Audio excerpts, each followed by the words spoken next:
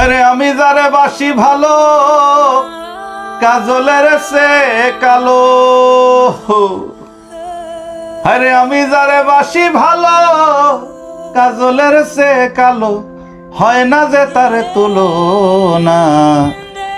এত যে নিঠুর বন্ধু জানা ছিল না গো, এত যে নিঠুর বন্ধু জানা ছিল না। দিল না দিল না নীল মনে দিল না, এত যে নিঠুর বন্ধু জানা ছিল না গো। এক লোক প্রায় 12 বছর জেল খাটার পরে সে ছাড়া পেয়েছে। তো সে ঘাইমায় ঘুমায় বুঝে না ক্লান্ত হয়ে বাসায় আসছে, বউ সে চোটপাট। তুমি ছাড়া পাইছো 1টা বাজে, এখন বাজে 5টা, এই 3 ঘন্টা কোথায় ছিলাম? জামাই আবার চলে গেছে।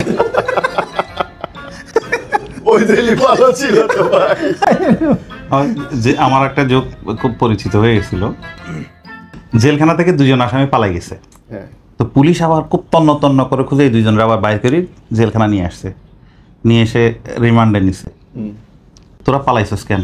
স্যার জেলখানার খাবার খুব খারাপ, বেশি নিম্নমানের, আমরা সহ্য করতে না পারি পালাই গেছি। তা না হয় বুঝলাম, কিন্তু তোরা তালা বাইনছিস কি দিয়ে? স্যার রুটি দিয়ে। আবার হচ্ছে 2জন মহিলা, মেয়েরা তো অনেক কম কথা বলে, 2জন বান্ধবী যখন এক জায়গায় হয় খুব কম কথা বলে নিশ্চয়ই, নাকি? খুবই কম কথা বলে। তো 2জন বান্ধবী একসাথে জেলখানায় ঢুকছে, কোন একটা মামলায় একসাথে জেলখানায় ঢুকছে। তারা 14 বছর একটা সেলের মধ্যে ছিল, 14 বছর। 14 বছর শেষ হয়েছে, 14 বছর পরে 2জন একসাথে জামিনে বের হয়ে একজন আরেকজনের বলতে চলবেন, বাকি কথা বাসায় গিয়ে বলবো।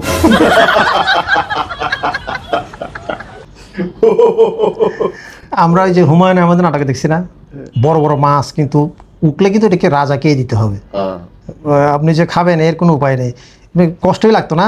এই যে একটা নাটক দেখছিলাম যে ওই মাছটা রাজদরবারে না দিয়ে নিজে খাইছিল, দেখি খাওয়ার থেকে তুলে নিয়ে তাকে চাবুক দিয়ে পেটানো হচ্ছিল। তো এরকম এক রাজদরবারে একটা জেলে বড় মাছ পেয়েছে, সে কি করবে সেটা আইনা রাজার কাছে 500 টাকা দিয়ে বিক্রি করলো। তো বউরা তো সবসময় বউই ভাই। রাজার বলছে, এটা তুমি কি করলা? এইটুকু মাছের দাম 500 টাকা কেন হবে? আর তুমি রাজা, তোমার 500 টাকায় বা কেন দিতে হবে? 70 টাকা, 100 টাকা বা 120 টাকা হইতে পারে। তারা বলছে, আমি তো রাজা, আমি কি যা তা দিলে হয়? না না না, এটা তুমি ভুল করছো।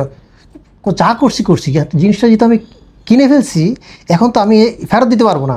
বলছে, তুমি একটা কাজ করো, তোমার একটা বুদ্ধি শিখিয়ে দিই। তুমি প্রশ্ন করো, এই মাছটা কি পুরুষ মাছ না স্ত্রী মাছ? সে জবাব দিতে পারবে না, টাকাটা ফেরত নিবা। সে জেলেকে ডাকছে, এই এদিকে আসো, বলো তো তোমার মাছটা কি পুরুষ মাছ নাকি স্ত্রী মাছ? বলে, এটা পুরুষ মাছও না স্ত্রী মাছও না, এটা হিজড়া মাছ। এটা সবাই হাসতে হাসতে, রানীও হাসতেছে, খুব মজা পাইছে। রাজা করছে কি আরো 500 টাকা দিল। এই তো রানীর জ্বলতেছে, সারা 1000 টাকা নিয়ে গেল। যাওয়ার সময় রাজ দরবারের দরজার মধ্যে তার থেকে একটা 5 টাকার কয়েন পড়ে গেছে, সে এটা তুলে নিল। রানীতে সুযোগ করেছে একটা, দেখছো কি লোভী, 1000 টাকা পাইছো, 5 টাকা পর সেটা তুলে নিতে হয়। হ্যাঁ, তারপর ধরছে, এই রাজা বলছে, ঠিকই তো, 1000 টাকার মধ্যে 5 টাকা কেন নিল? এদিকে এদিকে তুই কেন এটা, এই টাকাটা পড়লো, তুই কেন নিলি এটা? হুজুর, এখানে আপনার আর রানীমার ছবি দেওয়া আছে, আমার পা লাগছিল তাই সালাম করছি। রাজা খুশি হইয়া আরো 500 টাকা দিয়ে এবার এলান করে দিয়েছে যে বউয়ের কথা যদি চলো 500 টাকা যায় 1.5 টাকা।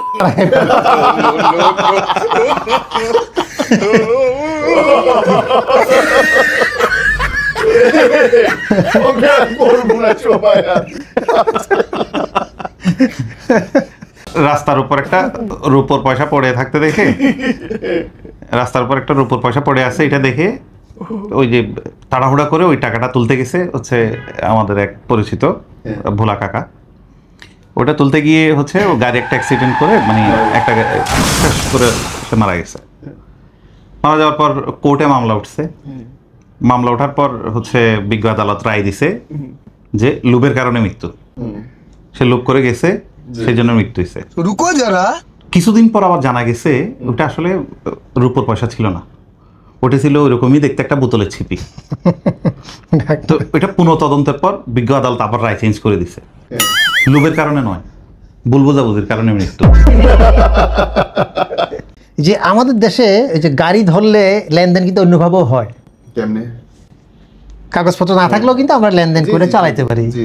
তো একজনে ট্রাফিক সার্জনকে বলছে, ভাই আমাদের যে লেনদেন 100 টাকায় হইতো 100 টাকায় ঠিক রাখেন, সরকার আসবে সরকার যাবে, আমাদের সম্পর্ক যেন ঠিকই থাকে। সম্পর্ক ঠিক থাকতে হবে। পুলিশের গাড়ি খারাপ হয়ে গেছে, সন্ধ্যা হয়ে গেল, কি করবে? হঠাৎ দেখা যাচ্ছে ট্রাক যাইতেছে, তো পুলিশ ট্রাকটা থামাইলো, ভাই আমাদের একটু সামনে থানায় একটু পৌঁছায় দাও, আমাদের গাড়িটা নষ্ট হয়ে গেছে। তো ঠিক আছে ওঠেন, পুলিশে কি আর না করা যায়? আমাদের তো যে পুলিশ। কিছু দূর যাওয়ার পরে এই গাড়ি গেছে নষ্ট হয়ে।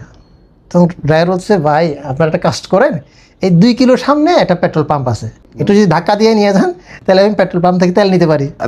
পুলিশ আর কি করবে, কোনো উপায় নেই, এই ধাক্কায় ধুক্কায় নিয়ে পেট্রোল পাম্পে গেল, তেল নেওয়া হয়েছে। পুলিশ হলো মানুষ, তো ভালো পরামর্শ দেখো, ভাই তোমার পিছনে ড্রাম দেখলাম, তুমি ওই ড্রামে তেল ভরে নাও, কারণ অ্যাক্সিডেন্ট যদি আবার হয় তুমি সেই কোনো ড্রাম ভরাই আছে। কেন?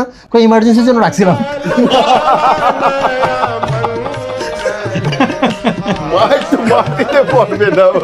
এটা ছিল এরকম যে এক বাচ্চারা বিভিন্ন বাহানা দেয় না স্কুলে না যাওয়ার জন্য। আব্বা আমি স্কুলে যাবো না। কেন? স্কুল আমার রুস্তম ম্যাম মারে।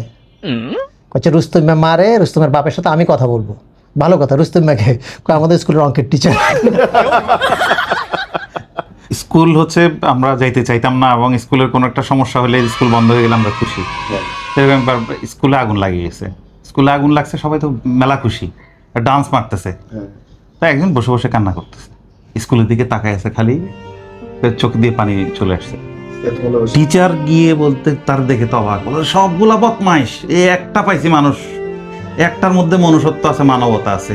বলছে বাবা তোর স্কুলের জন্য খুব খারাপ লাগতেছে? না স্যার, স্কুল না হয় ফুটে গেছে, কিন্তু আপনি তো এখনো বাঁচিয়ে আছেন।